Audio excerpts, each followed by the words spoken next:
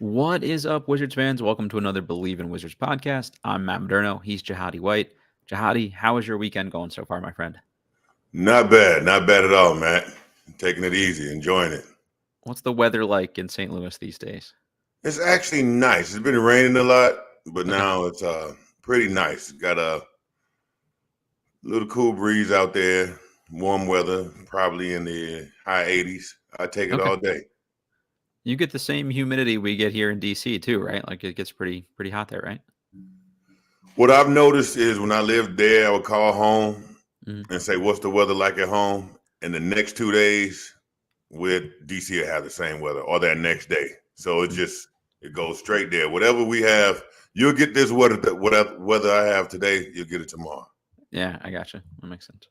It's pretty similar here today so far too. So, before we get going, we got a lot of kind of miscellaneous topics and stuff like that to go through. Just get the important stuff out of the way here, the ad reads, all that good stuff. We've been teasing some T-shirt giveaways here too. So the first two winners of the T-shirt giveaway, Casey Malone and Aaron Toggins. If you guys reach out to me, send me a Twitter DM or an email to believeinwizards@gmail.com with your info and stuff like that. We'll make sure we get you those shirts. As always, we're presented by Betonline.ag and Stateside Vodka. Statesides are delicious. It's hot out, as we just talked about, so it's a refreshing drink. Hard lemonades, hard iced teas, all that good stuff. And BetOnline is your number one source for all your betting needs. Get the latest odds, lines, and matchup reports for baseball, boxing, UFC, golf, tennis, all that good stuff. BetOnline continues to be the fastest and easiest way to place your wagers, including live betting and your favorite casino and card games. Available to play right from your phone. Head to the website or use your mobile device to sign up today and get in on the action. Use our promo code BELIEVE, BLEAV, to get your 50% off welcome bonus on your first deposit. BetOnline, where the game starts. All right, Jahadi, let's start. Let's start with a little bit of semi-Wizards related news here, since this is a Wizards pod. I thought this was an interesting one. Jordan Poole keeps coming up on every NBA podcast, essentially, and all of his former teammates have talked about him. Steph Curry gave like a glowing review of him as a player and a teammate, and Klay Thompson is the latest one to do that. He said Jordan Poole is forever going to be cherished by in Wizards lore, in Warriors lore. That's like Steph Curry and I's little bro. Washington got a good one. He's a future All-Star for sure. And he said that he was sad to see Poole traded to the Wizards.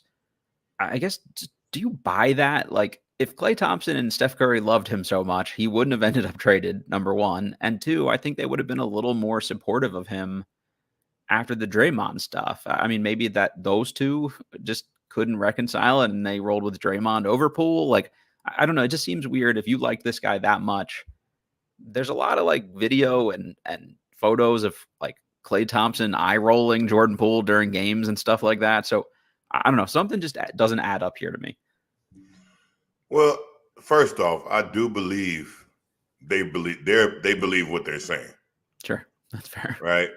Yeah. But also, I think it has to be deeper than that when it comes to a team like the Warriors, who's have become a dynasty. Mm-hmm.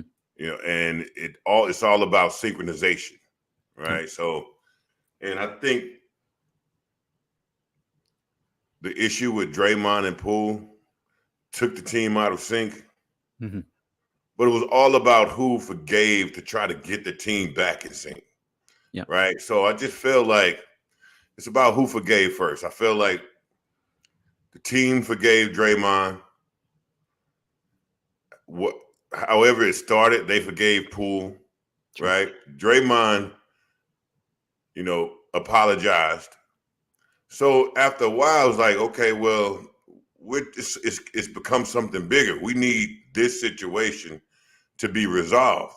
Mm-hmm. Poole, we need you to go ahead and accept you may not forget, but you got to forgive so we can go move on further at some point. Yeah. Right. And so you just saw that was the dynamic that kind of broke the team's connection up, the synchronization up. And so I do believe that they believe what they're saying about him, but I also believe they're happy that he's gone because it's a bigger picture there. You don't have to name anybody specifically. I won't put you on the spot like that. But did you ever have a teammate where like, hey, I really like this guy, but I don't like being teammates with him? Like he's kind of sucks to be a teammate with. Oh, absolutely. mean, sometimes it's guys you know forever. Sometimes Right. it's guys you grew up playing high school ball with through the top 50 in the country circuits and the Sure. ABCD camps and the Nike camps. And sometimes it's guys who you talk to every day that say, hey, man, I'm trying to get you over here to the team. And then you get there and you're like, man, what happened? What happened to you? Yep. Like, I don't. And honestly, I have a best friend. I can't play pickup with him. That's right. He cannot be on my team. Right. And so it works like that, But so I believe that what they're saying, they believe. I think they're being honest when they're speaking and talking about him, that how great he is. But he might just not be great for the team they're on. Mm-hmm. Yeah, I think that's a great point. And I don't know, sometimes you just need like a fresh start. I mean, I think that's what a lot of this is here too. Like we enjoyed that experience. We'll always have that. The Warriors will appreciate that, but it's probably best for everybody to move on. I guess the other piece of this too is Klay saying he thinks Jordan Poole can be a future All-Star. Do you see that level of player when you watch Jordan Poole play? Yeah, we've seen big spurts of that player. We all have. Mm-hmm. Then we've seen spurts of a player who you question. Yeah. But if you go up until the incident and a little bit after the incident, you say, all right, that's going to be a future big NBA star. Mm-hmm. He has the talent. He has the confidence. I think what happened is when you saw the playoffs, and the playoffs happened, and the playoffs is a completely different animal. Mm-hmm.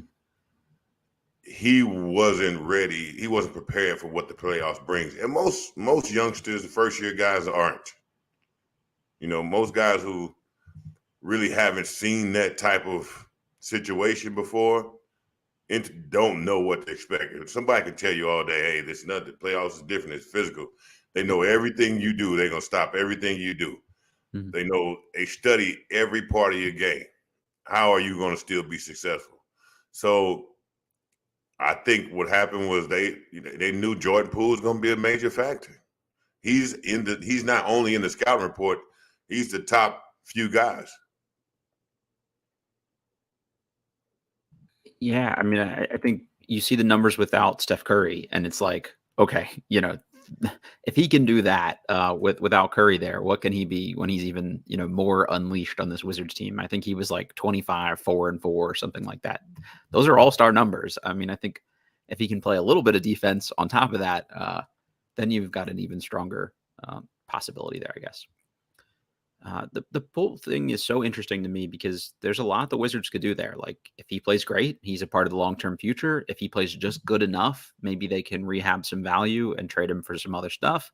If he doesn't play that well, you've got to reach the salary floor anyway. It's just like, it just seems like a win-win to me still, but I definitely think he'll be at least fringe all-star level player this year. That's what I'm banking on personally, absolutely. at least.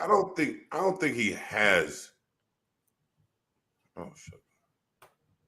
I don't think he has the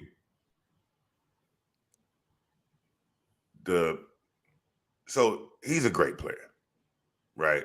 I mean, end of the day, he's not going to go beyond being a very effective player for the Wizards, being a very exciting player for the Wizards, being a top scorer. That's just who he is. Yeah. That's undeniable. So the Wizards, and now he's free. Now he's freed up. He's not under anybody's thumb as far as and he's not under a system that if you're not synchronized with the system or work with the system, you don't fit. Absolutely. Mm-hmm. Right. So now he can make a few mistakes, but he's going to be exciting. You can't deny that. The other thing I want to transition to a little bit here, and I forgot to give you a heads up. We were going to talk about this one because it happened since we put our outline together here, but Cooper Flagg reclassified, so he will now be a part of the 2024 class. We talked about him a little bit last episode with the Bradley Beal stuff, which Cooper Flagg has since said never happened. That story was totally fake. They never played one-on-one. So I don't know where Brian Scalabrine got his intel, but according to Flagg, that was a total made-up thing, which is interesting. But I asked some coaches that was there as well. They was like, no, that's not true. Yeah. I figured if anybody had local insight on that one, you could get the bottom of that. They said that wasn't true. Yeah, that Makes sense. But Flag's still a really exciting player here, and he will now be eligible for the 2025 draft. So the Wizards are likely not going to be very good 2 years from now still. Like it's hard to rebuild an NBA team quicker than that. So I think there's a real possibility they're in play for a player like that. And I think all the mock drafts are going to move him up to the top of the 2025 board now that he's eligible for it. I guess you've seen Cooper Flag in person. Is this a player that a team should be like already thinking about 2 years down the road? He's so good. Like Wembanyama was somebody that people talked about like 3 years out of being bad the year he was draft eligible. Is Cooper Flag that kind of prospect to you? Cooper Flag is definitely that type of prospect. Huh. He's very athletic. So he's a gazelle. Mm-hmm. He has a lot of Russell Westbrook motor in him and fight in him. Mm-hmm. Skill-wise, he doesn't have as many moves as everybody else, Mm-hmm. but everything he has is very effective. Mm-hmm. Right? But he's more active than most. Height-wise, dominant-wise, can shoot. Has a good arsenal of moves in his bag, right? Mm-hmm. And he has a mindset. Okay, so the reason the story came out was Cooper Flag and Bradley Beal, because Cooper Flag would do some stuff like that. Yeah, right. The trash talk is a thing that you hear from everybody. Because he has that type of mentality. Sure. So yeah, it's believable, right? I mean, like it's believable, right? So you can create a rumor like that really easily, and people are like, well, that is Cooper Flag. Mm-hmm. But that's the type of player you will be drafting for. I think this is good news for the Wizards because, like I said, they're probably not going to be very good in 2025 unless some things go amazingly right from them. Usually rebuild is hard to do in that short of a turnaround.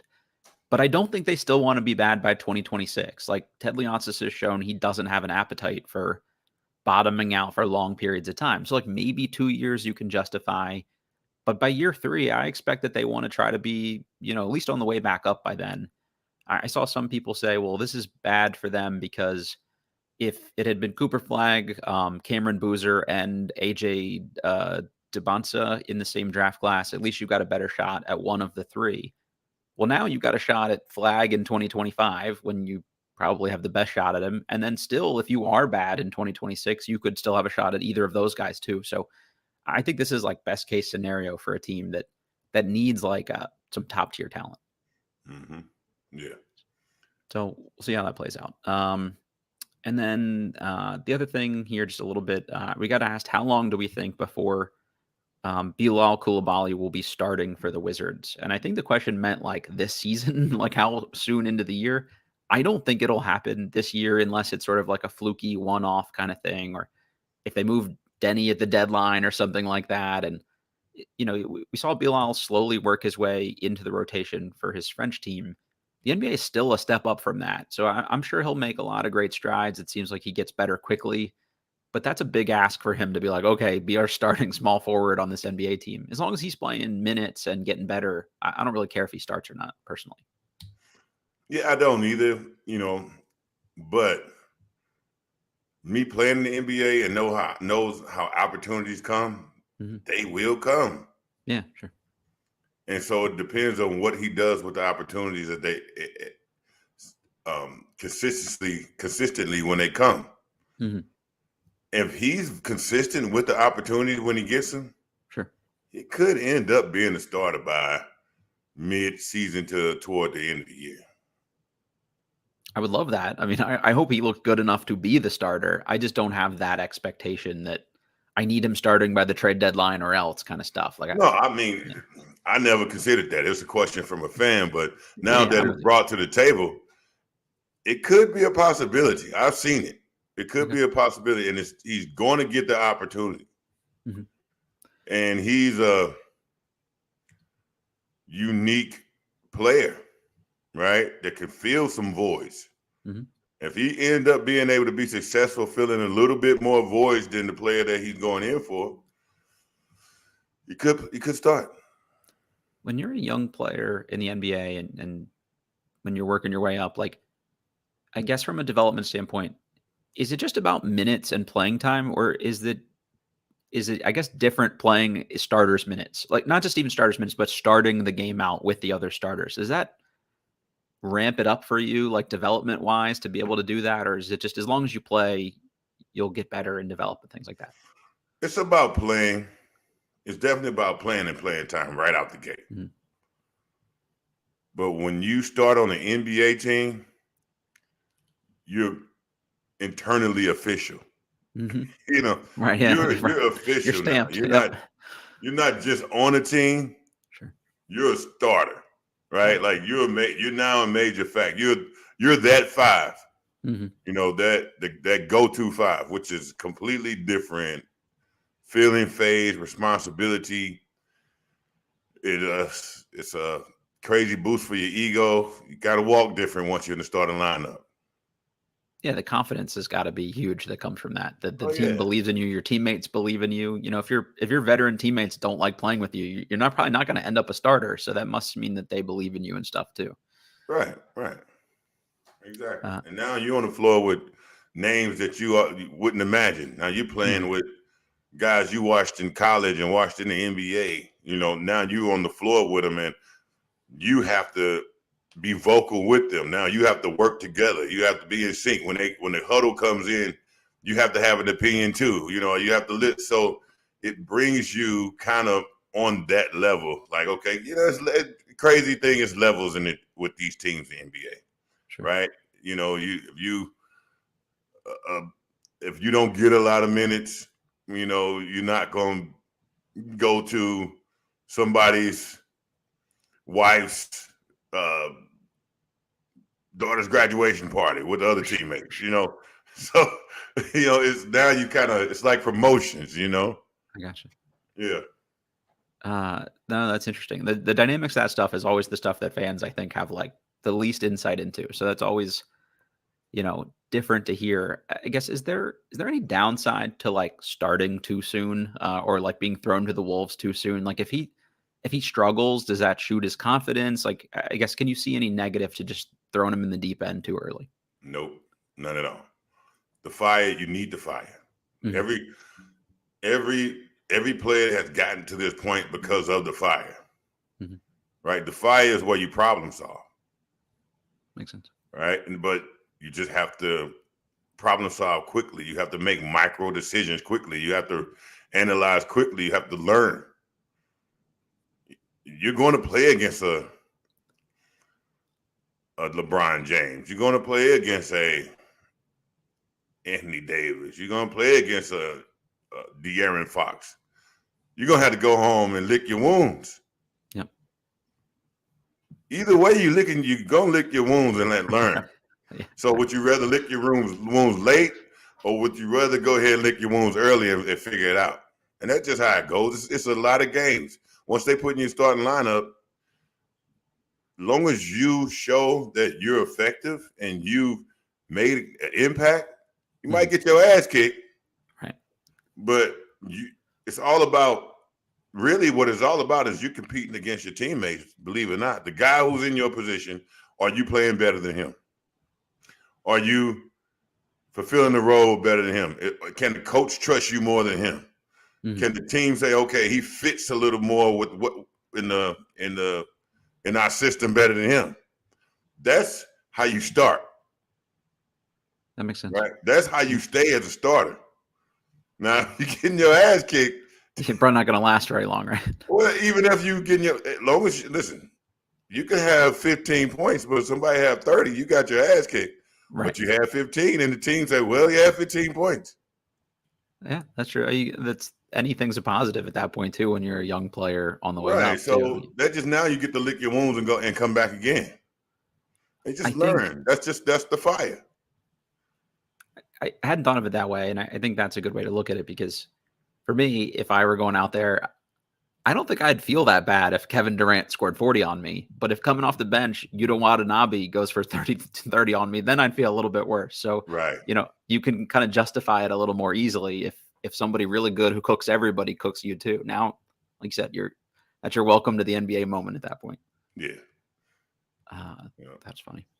All right. So one of the topics that's been going around with the other NBA podcasts at the moment is just sort of this notion of like build an ideal 3-on-3 team. And you've got the 3-on-3 as part of the Olympics now and all this kind of stuff. And there's the Big 3 league going on with former players here in the summer too. So I'm just going to throw it out here as a fun topic.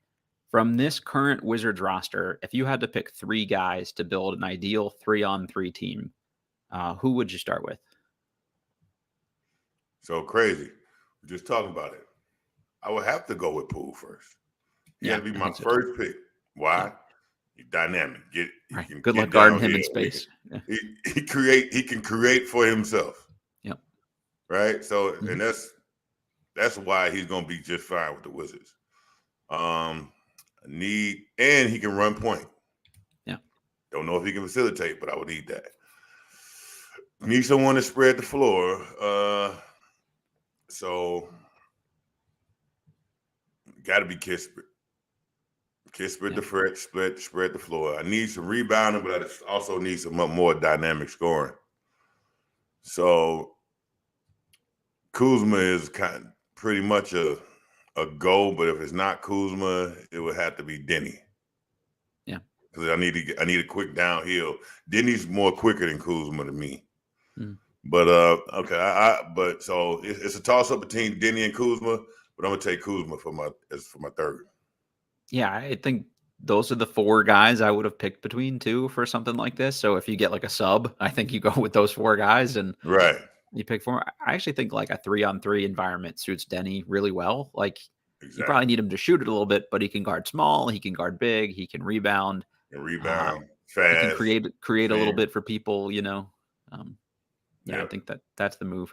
All right, a little tougher here. If I'm thinking about defense, I got to get Denny in there more than Kuzma. Yeah. Right. Well, I mean, at least Kuzma, he could guard some bigs, he could guard some smalls. Yeah. You have, I don't know, versatility with those 2 guys. Kuzma can't guard. I'm just going more versatile defender. Yeah, sure, that's fair. No, I think those 2 are pretty good. You need Poole to guard somebody a little bit here, but he's got decent size to stay in front of most guards, so I think that's reasonable too. Yeah, those are the 4 guys. If there was anyone else that we didn't mention, honestly, like Koulibaly might be kind of interesting. He would be my he'd be my guy too if I mention anyone else. That energy, the youthfulness, the activity. I feel like that's I feel like he makes people down.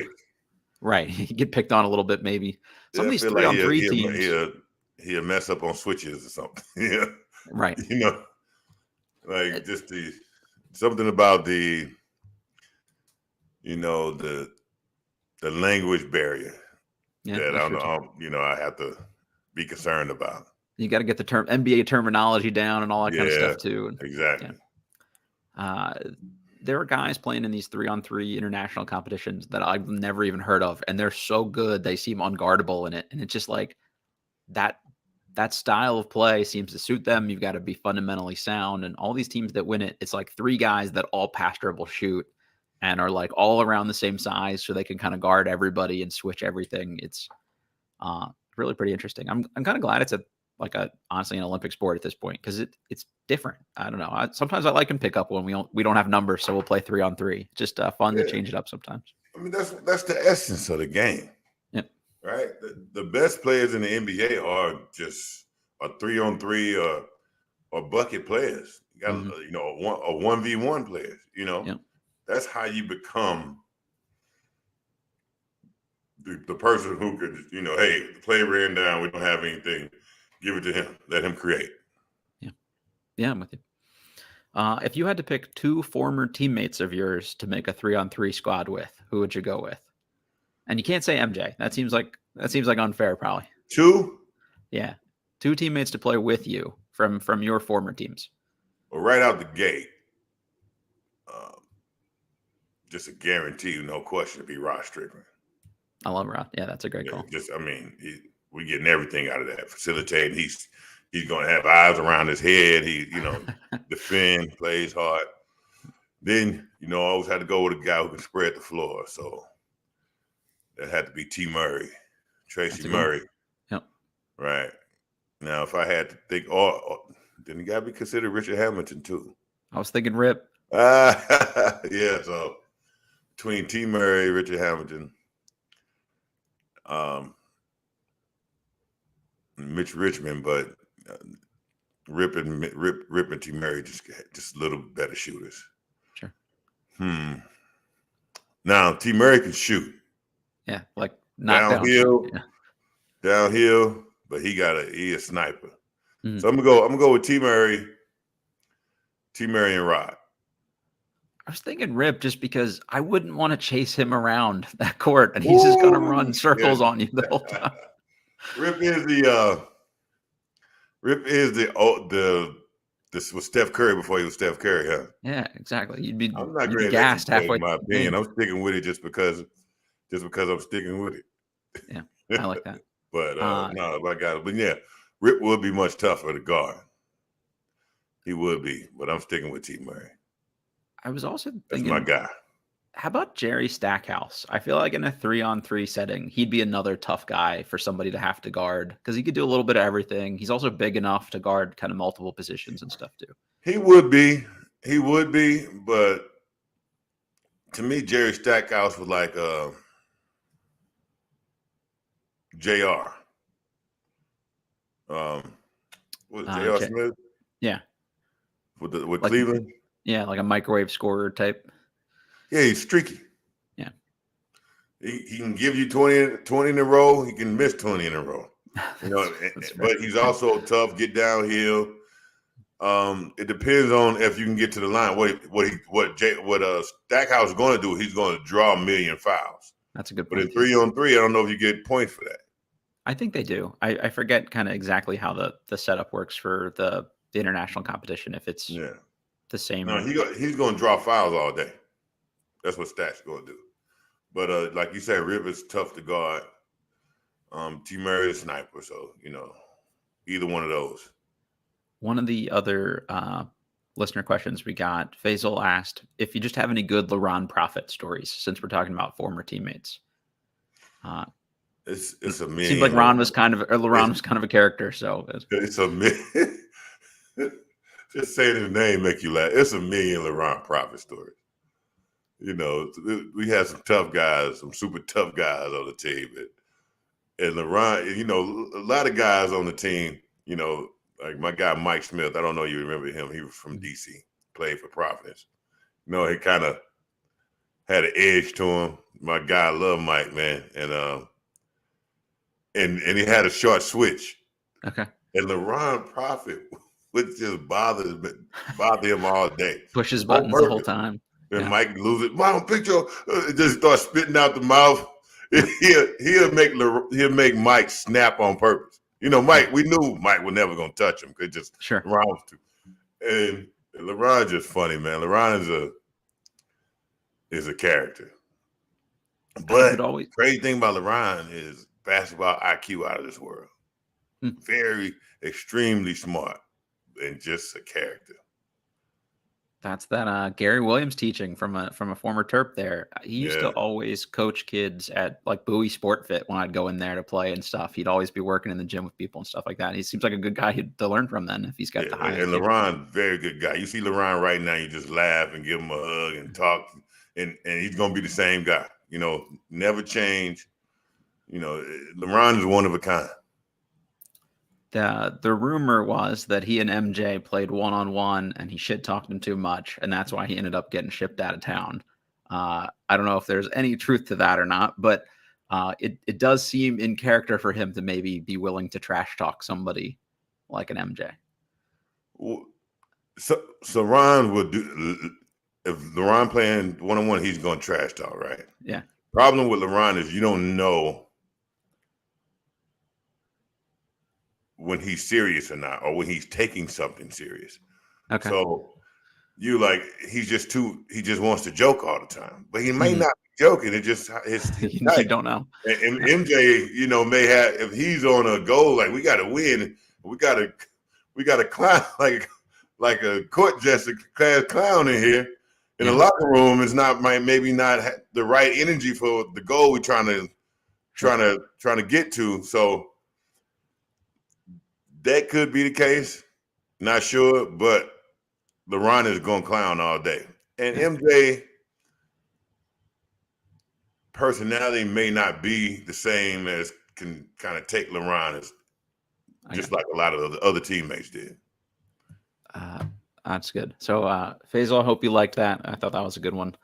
All right, just switching in a couple other former Wizards, a little after your time, but I want to get your perspective on it. There was a rumor going around that John Wall was in talks to play for an Italian club, Armani Milan.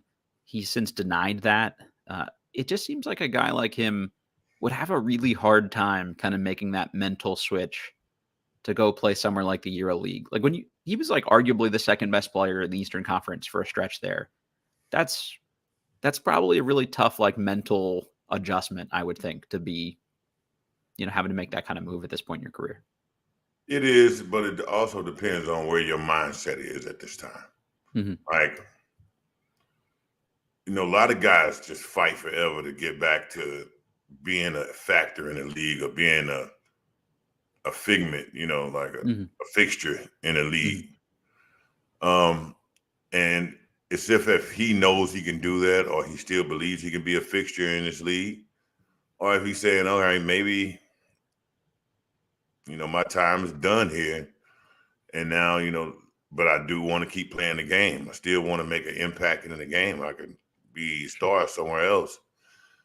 So it just depends on where your mindset is. No matter what, it's going to be an adjustment. Even when you get there, if he does go over, if he decides to, he's still going to go through an adjustment because he's not going to be treated the same right out the gate,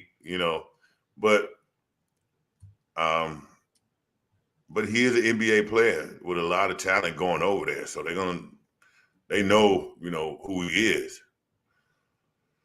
But it's all about where your mindset is, and sometimes, when things don't happen the way you want to, you can develop a little love-hate relationship with basketball for years. So, and I'm sure he didn't go out. Well, he right now he's not going out the way he wants to, if that's the case. So it depends on where his relationship with basketball is right now and his mindset. Yeah, it's a great call. I guess part of me is like, all right, it's exactly what I said before, where I thought like, well, he'll probably have a tough time like making that mental adjustment. Maybe that's why he doesn't want to go. But also when you just miss that many seasons of basketball because of injuries, to your point, like, maybe he just loves the game enough that he's just like happy to be back out there and stuff. So I'm not really sure where his head's at. When he said no, that wasn't true. I couldn't get a sense for if he was like scoffing at it, like he would never do that, or just that particular rumor wasn't true. So either way, I hope the best for Wall. Obviously, he's still mostly beloved by Wizards fans, so I think we want to see him back on a court in some way, shape, or form. The other piece of this too, Wizards Muse asked, between Gilbert Arenas, John Wall, and Bradley Beal, how many of those players do you think will get their numbers retired with the Wizards or end up, essentially in like the air quotes Wizards Hall of Fame? I think Arenas should already, but with the gun stuff, I mean, the fact that they didn't bring him back until this year, I'm assuming they'll get over it at some point, but that's probably a tough one to put that player's numbers up, number up in your rafters if you had that happen to end that tenure. Yeah, I saw that too. I was happy to see them bring him back. I was surprised. They didn't let him talk at halftime, which I thought was weird, but they seem like they slowly working it and see if it works. Yeah, exactly. Does Gilbert deserve it? It very well deserved. I mean, he put enough time on that court and made enough impact and was a dynamic player for the Wizards to be deserved, for him to be Wizards Hall of Fame, a guarantee. Yeah. But he's still such a controversial figure, not only from the incident that happened with the Wizards, but just he's taken his approach and which is very smart, and I love it, but his approach with media, he's kind of he's character, man. He's smart and he knows exactly what he's talking about, and you have to chime in and you have to listen in, but he might Howard Stern you. Yeah, right. Yeah, like he's a Howard Stern of basketball media. Yeah, and so I don't know how organizations or the NBA, accepts that. Mm-hmm. So, which is cool. Do your thing, and I love it. I love it, and it's refreshing, and it's amazing. And he seems like he's having fun with it too. I'm tuned in 24/7, but I don't know if they really if they're interested in promoting a controversial figure like that. Yeah, that's a good point. But then again, if it was Dennis Rodman, you'd bring him back. Right. Yep. So what's the difference? I'm with you. I think another year or two, we see something like this, especially if they rebuild here and start fresh and the team's winning again. Maybe that's an opportunity to just say, hey, clean slate. Yeah. We do it. The Wall one is also interesting. I think it's a higher likelihood that they eventually do something for him when his career ends. But yeah, it ended poorly with he and Ted Leonsis too, like the gang sign stuff and the way he got traded and some of his comments after. It seems like he's maybe not thrilled, with how they treated him on the way out the door. But I got to think, these are guys that got drafted while Ted owned the team. He'll want a couple people from his tenure up in the rafters at some point here. So Wall, I think, has a better likelihood even than Gilbert. And I think Beal is a no-brainer. Like that will 100% happen when his career ends. Beal is the ultimate professional. Yeah. So Beal is a guaranteed no-brainer. That's what I look at. So if anybody, I would say if I had to pick the three, I would go with Beal. He has no scars on his record. No, he's just a ultimate professional. So, but if you had to do a toss-up between Gil and Wall, I would like to see Gil before Wall, personally. Yeah. I think Gil really made him just more of an impactful player and just loved player. But that's just my personal opinion.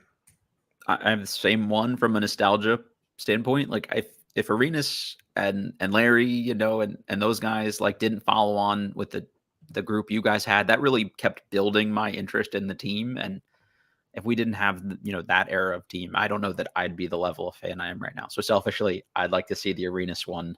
Likewise. So we'll see how that plays out. We mentioned the Hall of Fame kind of stuff because the Hall of Fame induction is actually probably going on right about now. And this year's class has 4 guys that you presumably competed against a number of times here. So I just want to run down each of the names. If you have a story or an anecdote about any of them, I think that'd be cool for fans to hear, even just something quick. First one, Dirk Nowitzki, 14-time All-Star, 2006, 2007 MVP, and an NBA champion in 2011. Any thoughts on Dirk? Well, Dirk was just so unique because he was a European player, right? Mm-hmm.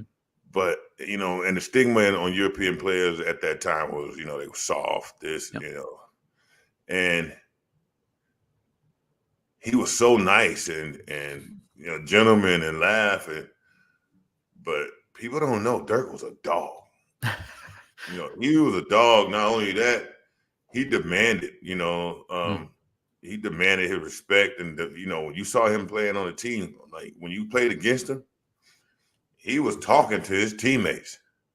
And he wasn't always speaking nice to him. Like he was commanding that Dallas team by himself, like on his own. Like that's who he was. And it was surprising to see that, from a European player. But also with him is he just changed how Steph Curry kind of changed the game. Certain players changed the game. Dirk changed the game. Like, he had I call this game a drunken style. It's like how like the drunken style of Kung Fu. Yeah, he kind of wobbly and stuff. Basketball, and it was hard to guard. Yeah. Because I always consider basketball like dancing. And if it's a 2-step, I'm looking for a 2-step. Sure. So I could, for the timing. Basketball is all about timing. I know your dance moves, you know mine. Yeah, that's a good call. He came with completely different dance moves, so off rhythm that a lot of players couldn't guard him. Right? One leg fadeaway step back off balance. He was the first guy you seen do that. Shooting off like either foot sometimes. Right? You thought he was playing around. It's stuff you would do in the backyard when you were playing around, and your parents be like, "Hey, quit playing around and shoot the ball correctly." Well, so that's just so he was just a game changer. You know, he changed the dynamic not only of basketball, but the way a lot of players play, and he really opened the door for the NBA to say, "Hey, we like this style of play. We like a big that can spread the floor." Now he's hard to guard because no one. So which kind of took. I feel like Dirk was the first person who really started the conversation of, "Hey, we can't have traditional bigs anymore." Yep. Even though he wasn't a big, but he started that conversation. Sure. Just by the size and everything he can do, and say, let's start looking for more of those type. Mm-hmm. And you could win with that type of player too. Like it was kind of gimmicky at first, it seemed like, and then people were like, "Oh shit!" Like they're actually pretty good with him as the best player. Right, and it's hard. It was hard to defend. Who's going to defend him? Yeah, it's a conundrum for a coach to have to play and try to, okay, what defense are we going to run? Like, can't let this big go out there. Now he's too tall for this guy. Yep. He can put on the floor. What are we running? Jahadi guard Dirk. What? Yeah. Like, yeah. But that's how it was, to the point where you're like, you know what? We got to change the dynamic of the game. Yeah, it's a really, really strong point. Like someone like you, most effective around the basket. They want you getting defensive rebounds, protecting the rim, and now he's dragging you 25 feet away from the hoop. It's a tough ask. Yeah, shooting a one leg. Like, what are you gonna do? That's cool. Next one, Dwyane Wade. Obviously, everybody knows Wade's resume, but just for giggles here, 13-time All-Star, 3-time NBA champion, 2006 Finals MVP. Any thoughts on Wade? The best Heat player I've ever seen. I loved that LeBron didn't push back when Pat Riley said that. He was like, "Yes, he is." I agree. The best Heat player. I mean, you got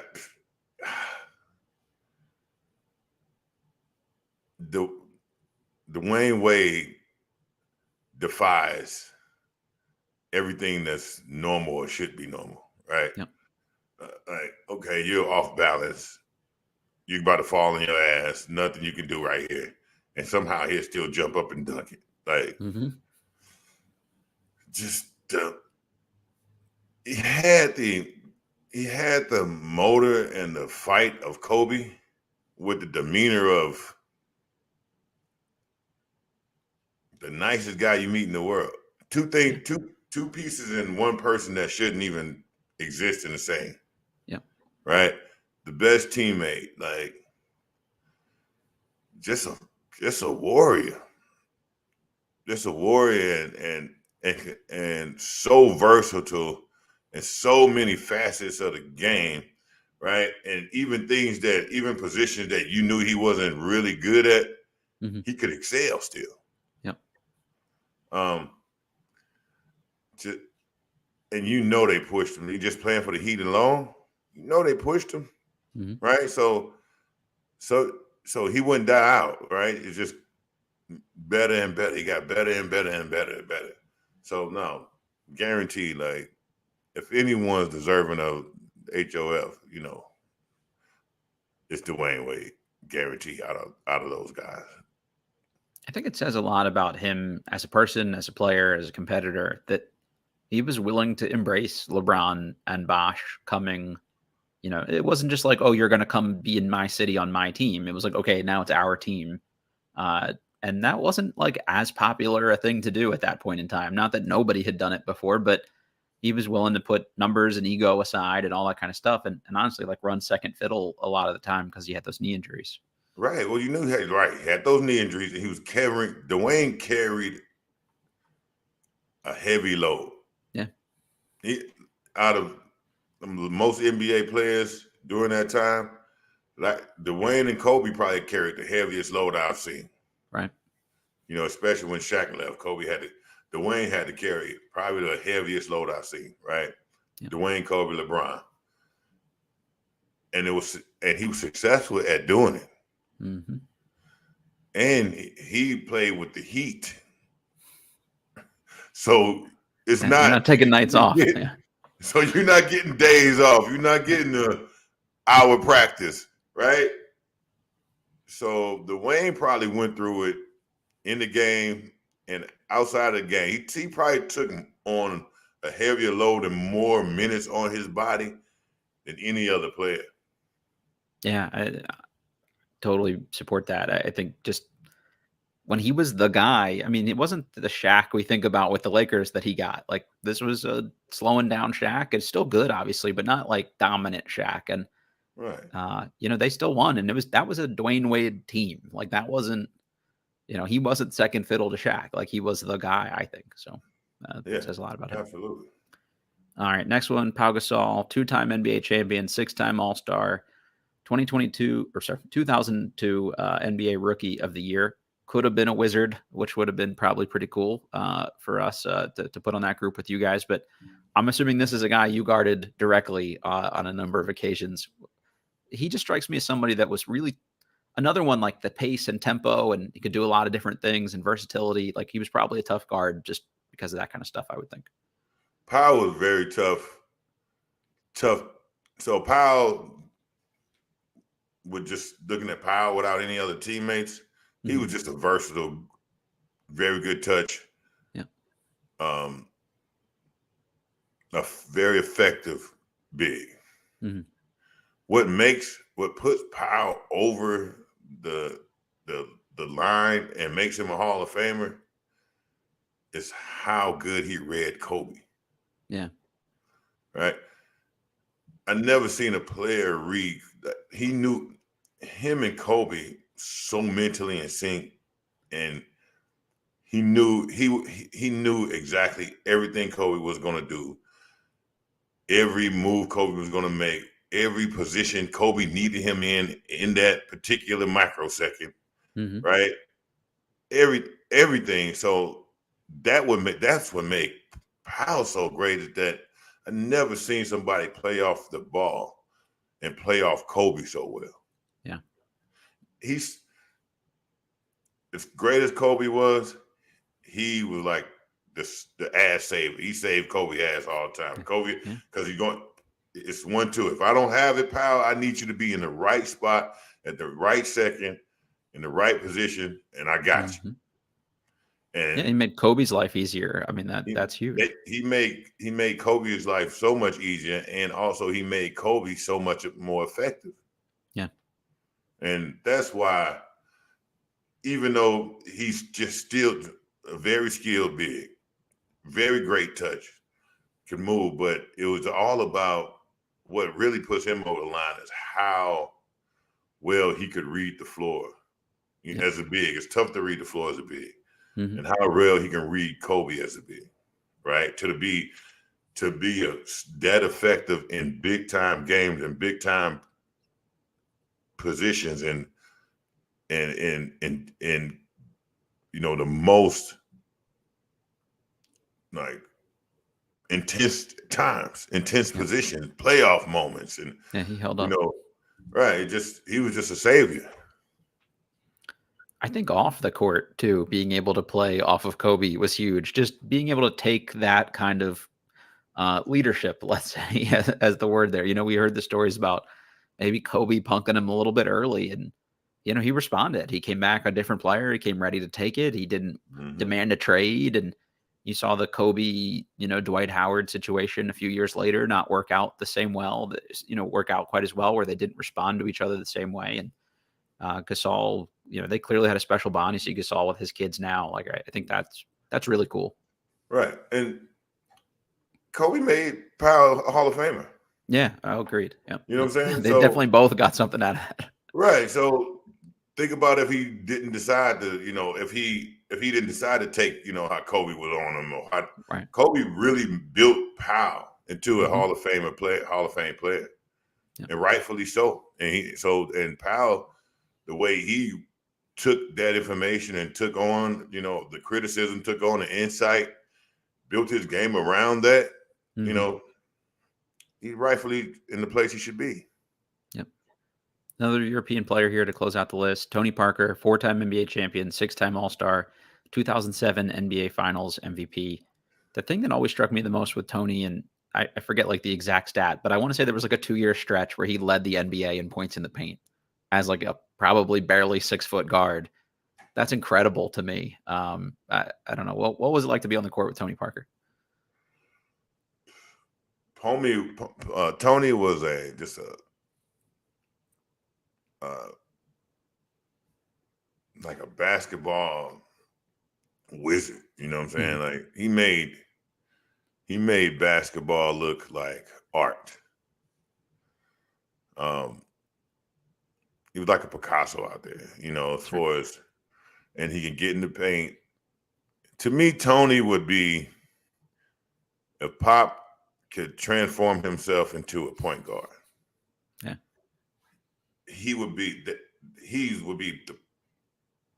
Tony Parker. It'd be the perfect point guard for Pop. Like I don't feel like Tony would be Tony if it was for Pop. Mm-hmm. And I think they worked so well. And I think Pop started to also build his offense around Tony's. Yeah, definitely toward the end there. Yeah, toward the end of the year, he said, okay, you know, I'm going to build my offense around your natural abilities. Mm-hmm.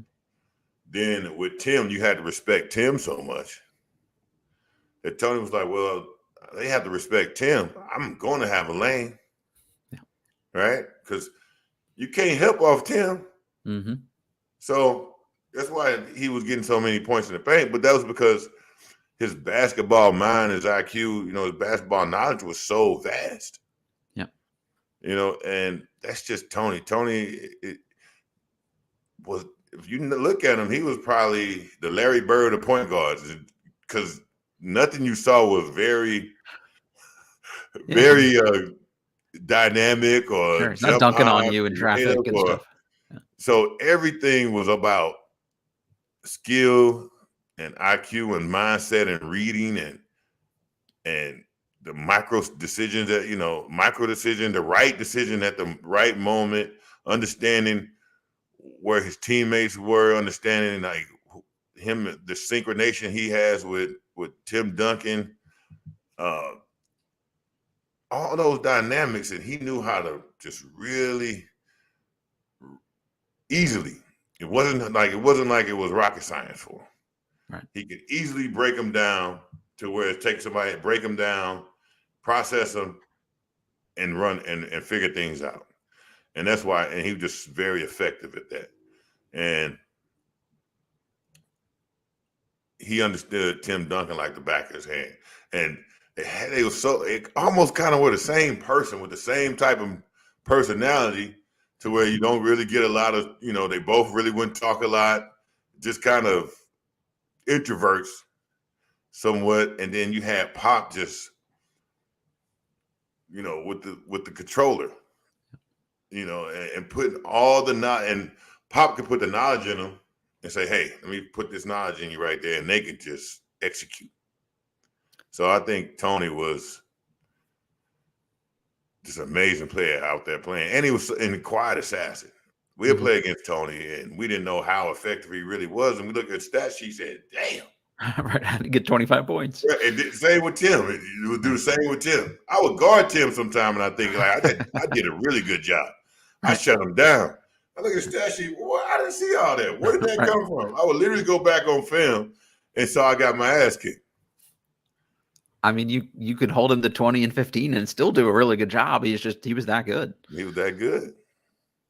It strikes me as like similar to the Gasol Kobe thing. Like you need the right kind of personality fits for that. Like Tony and Tim and Manu and Pop, like that all just seemed to work. And this also goes back to the point of just like for a lot of people, it's landing in the right situation with the right people at the right times and getting the right opportunities. And that just seemed like the case for Tony. Like he ended up in the perfect place for him to do what he needed to do.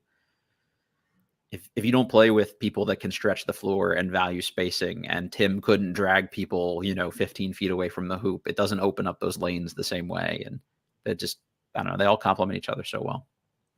Yeah. And the thing about Tony, to me, if he was on any other team, he'd be just a trustworthy guard. Yeah. I really believe he'd just be a trustworthy guard. Mm-hmm. One of those ones, where you can run my stuff and you make sure the ball go in the right place. But I just feel like with Pop, he became so much more than just a trustworthy guard. Yeah, it's true. It's because you can see that's really the box that he seemed like he really wanted to work in. Just let me be a just trustworthy guard, get it to this guy, run this system, not gonna put you in a bad situation. Sure. Not really gonna create something dynamic for you and take over. Mm-hmm. When Pop like, no, putting the steering wheel in your hands. Right. We putting you inside a Lamborghini. Yep. And you're gonna have to drive this thing. And it made so many other assets of his game that already existed, made him have to be like, nah, you're gonna use that. You're gonna utilize that tool. Mm-hmm. Which is a commitment of how Pop is, just Pop himself. It seemed like his role changed over time, like we said, to be that more dynamic scorer, and he was ready to transition into that. And nobody seemed to have issues letting him do that. The ego didn't get in the way. Tim didn't say, no, that's my team. Like, I'm the go-to guy. Like that. I don't know. You need that, I think, on a team to be able to extend that run the way that they did. Well, I think they knew the bigger picture. Yeah. When you playing for rings. Right. It's a different game. Well, no, it's a chess, not checkers kind of thing. Right? Everybody is amazing. Yeah. Right? When you're playing for rings, they realize I'm getting more as an individual, doing less because I got a ring. Yep. Right? So now the goal has changed. My stats are cool, but the ring is going to solidify me even more. That's how you end up the Hall of Famer, right? Like it takes you to the next level. That's cool. Speaking of another guy in that sort of class of player, I was listening to Tracy McGrady do an interview on the Ryan Russillo podcast in the last week. And he talked about basically tanking his pre-draft interview with the Celtics because, number one, he didn't like Rick Pitino when Pitino recruited him to Kentucky. And two, he said their pre-draft workout was so hard that he was like, I don't know if I want to go to a place like this.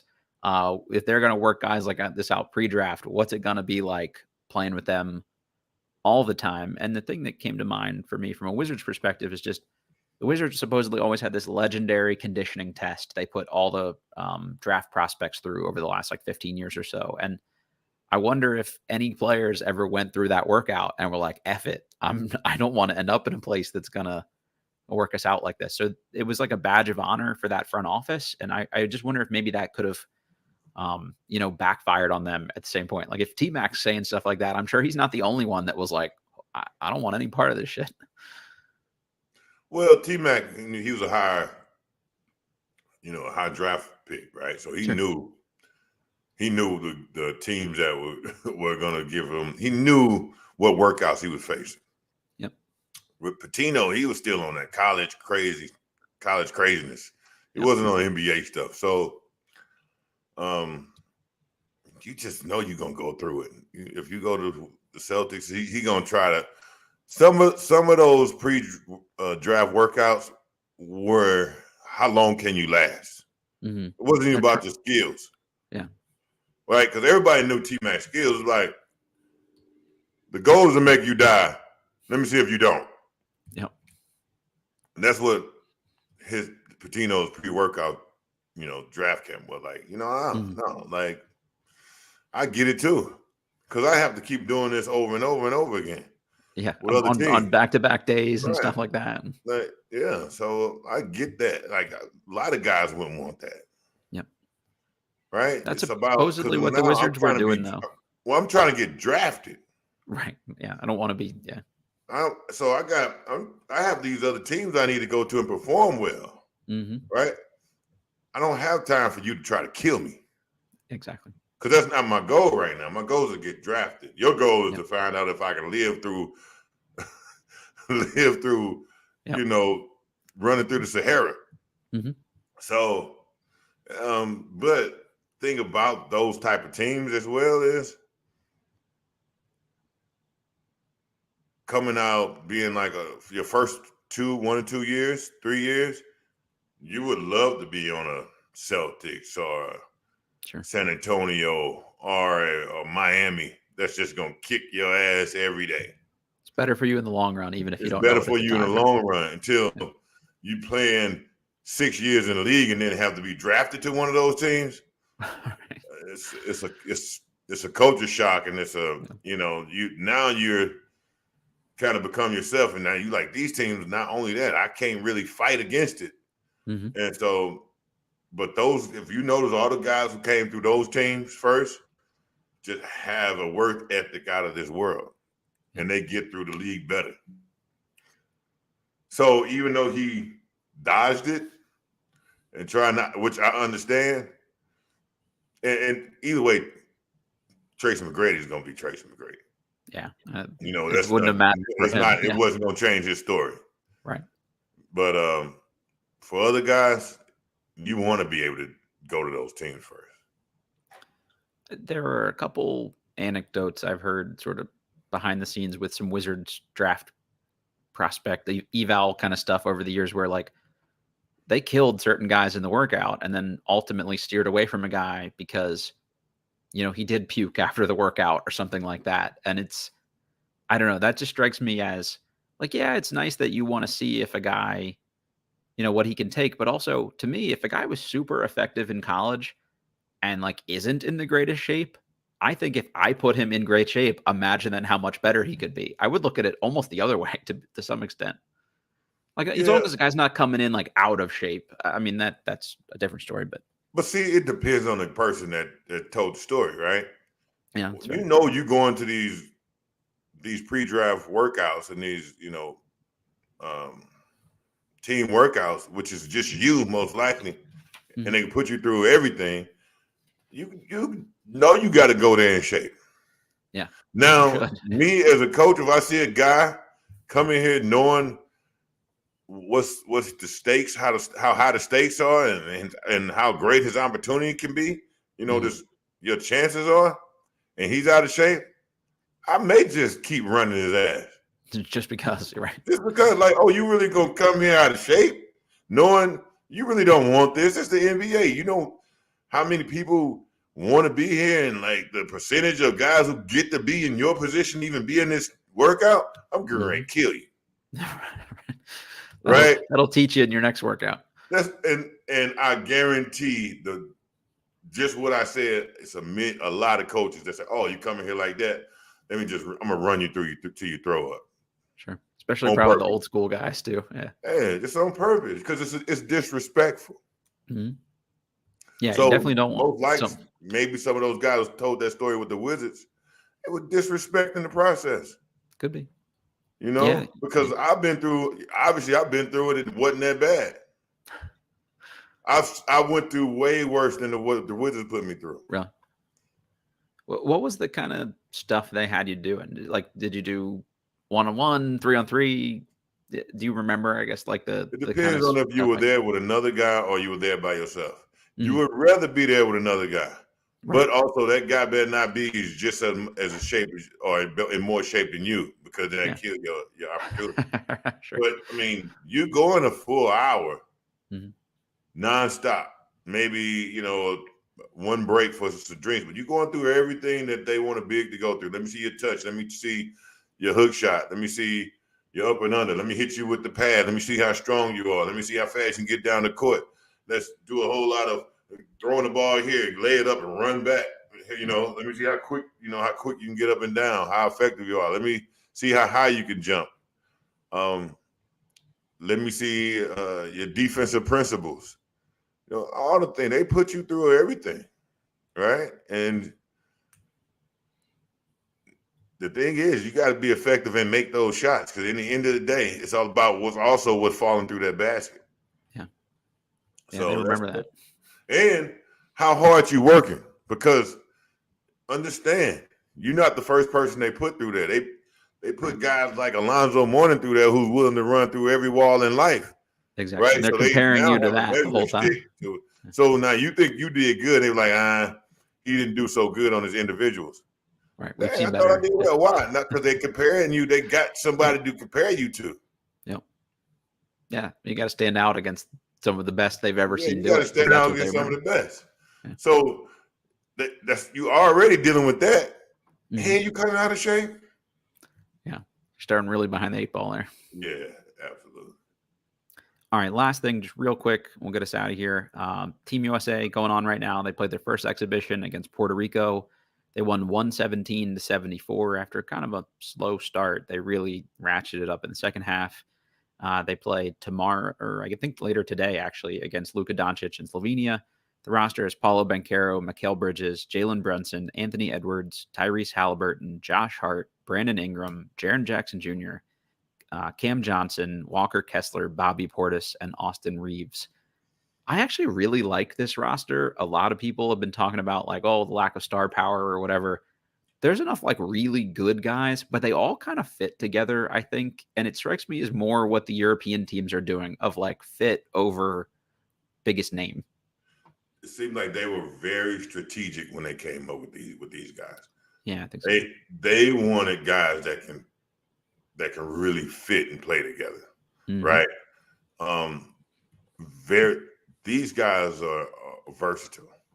Sure. All these guys are pretty versatile. They can play a lot of different roles, right? You can mix and match with a lot of these guys, right? Which is now what those European teams are, right? Exactly. I was surprised, but I also was delighted that they didn't pick a lot of the major stars and try to get them to work together. But also, they've been through that, so they know. I like how young the roster is. Yeah, this will be good for the next Olympics. So keep this I like how young the roster is. I like how flexible the roster is. Right? Now it seems like you can pick guys that you can grow with. Yeah. But also you pick guys you can win with right now. So I like it. You're surprised to see a lot of guys not there. But then when you see the roster, you're like, And then you see like people like Bobby Portis, you're like, they did like they really very, very strategic with it, Yeah. So whoever picked the team, I really like the route they're going in, the mindset they're taking with, all right, this is how we want to play. And now I feel like you said, they'll be very much more effective with no matter who comes to who they're competing against. Because the European teams are very in sync and flexible and spread you like crazy and read each other well and back cuts, and they really have your head on a swivel if you're playing some old school shit, Right. So I like the fact that the players we have this year, you can give yourself a lot of room to adjust. A lot of room to adjust. Okay, that's not working. Bye-bye. And we can switch out. We're not losing the piece. Hey, you 4-3 switch right now. You're not losing anything. Right? So, yeah, I think this is probably the best picked Olympic team in a while. I wholeheartedly agree. I think Grant Hill picked this team from what I understand. And Grant, obviously a smart dude and knows a little thing, a little something about good team basketball. And I feel like he's another guy that his style of play fit European or international basketball. Yeah. So I'm sure he gets what works. Yeah. Like Josh Hart, Bobby Portis, Walker Kessler, Austin Reeves. So those were the names I saw people probably question the most. But, it's easy to say Bobby Portis. You may not play the whole game, but there's a stretch in the fourth quarter where we just need a 4 to get a bit, a bucket or something like that. Like he's used to that role coming in cold. Walker Kessler, come in and just stand there and be big and put your hands up. And we want nothing else from you other than block the rim. Like he's going to be okay with that. I don't know. Pick another starting center. It's less ego. It's not an ego. Yeah. It's not an ego-filled team. Right. They're not slighted if they're not starting ahead of some other guy. It's not an ego-filled team, which now makes a coach actually be able to coach a team. Yep. I don't care if you Coach K or not, right? It's dealing with those superstars is tough. You got a lot of a lot of, mental babysitting you have to do and convincing. Mm-hmm. This wouldn't take that. This takes that factor completely out. Yeah, that's a great call. And they all seem like guys that would understand sort of the ball movement heavy style that Steve Kerr wants them to play with, I think, too, which is awesome. Yeah. All right, partner. I think that's all I got for you here. Any parting thoughts or anything? Oh, no, man. No, man. I'm good. All right, everybody. That's Believe in Wizards. You know the drill. If you're watching this on YouTube, click that little subscribe button. There's also a little bell that gives you notifications. So every time we do one of these, you'll know what's going on. And I'm going to be better here about checking the chat as we go throughout. I saw there was a comment from Alexander Wilson during saying, Jahadi, that you should have, if we had done the 3-on-3 and we were including your college former teammates, AI would definitely be on there. I think that's a good call. That's a no-brainer. Yeah, definitely. So in the future, if people are watching these live and they want to give us comments and stuff like that, we'll try to address them in real time here on the show. But like I said, rate, review, subscribe, all that good stuff. And we're presented by Betonline.ag, and we'll catch you all next time.